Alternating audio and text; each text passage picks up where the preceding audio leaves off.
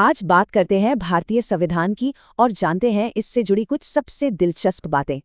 पता है, भारत का संविधान दुनिया का सबसे लंबा लिखा हुआ संविधान है। इसमें दो तारीखें खास हैं। 26 नवंबर 1949 को इसे अपनाया गया और 26 जनवरी 1950 को ये लागू हुआ। और इसे बनाने का श्रेय जाता है डॉक्टर B.R. अम्बेडकर और B.N. राव जैसे महान लोगों को। शुरुआत से अब तक हमारा संविधान काफी बदला है। इसमें कई नए हिस्से और आर्टिकल्स जुड़े हैं। चलिए अब बात करते हैं मौलिक अधिकारों की, जो हर भारतीय नागरिक को मिले हैं।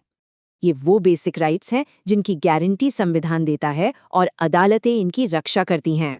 समानता से लेकर संवैधानिक सुरक्षा तक ये 6 अधिकार हमारे लोकतंत्र की नींव हैं। लेकिन वो कौन सा एक अधिकार है जो बाकी सभी अधिकारों की रक्षा करता है? इसे संविधान का हृदय भी कहा जाता है। ये है आर्टिकल 32, जो हमें अपने अधिकारों के लिए सीधे कोर्ट जाने की ताकत देता है। अधिकारों के बाद अब बारी आती है कर्तव्यों की। देखते हैं संविधान क्या कहता है। यहाँ दो बातें हैं, सरकार के लिए दिशा निर्देश और नागरिकों के लिए कुछ नैतिक जिम्मेदारियां। ये सिद्धांत आयरलैंड से लिए गए हैं, जो सरकार को गाइड करते हैं पर कोर्ट में लागू नहीं होते। नागरिकों के मौलिक कर्तव्य 1976 में जोड़े गए, जिनकी प्रेरणा USSR से ली गई थी। आज ये कुल 11 हैं। हमारा संविधान कोई पत्थर की लकीर नहीं, बल्कि एक लिविंग डॉक्यूमेंट है जो वक्त के साथ बदलता है। और ये बदलाव मुमकिन होता है आर्टिकल 368 से, जो संसद को संविधान में संशोधन करने की शक्ति देता है।